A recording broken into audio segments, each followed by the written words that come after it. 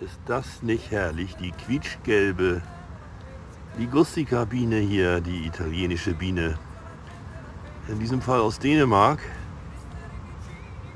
Wie die sich hier im Mini Plus schön entwickeln, richtig toll.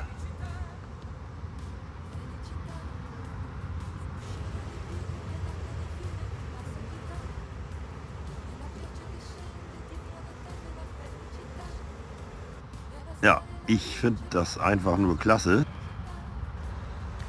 Ja, ich finde das einfach nur klasse. Einfach schön. Ja, meine Lieben. Italiener, Bienenfreunde, schönen Dank fürs Zuschauen. Das Wetter ist nach wie vor schlecht hier im Norden. Aber wenigstens können die Bienen fliegen und richtig schön Pollen tragen. Ja, schönen Dank fürs Zuschauen. Bis zum nächsten Mal hier bei Nordbiene. Tschüss.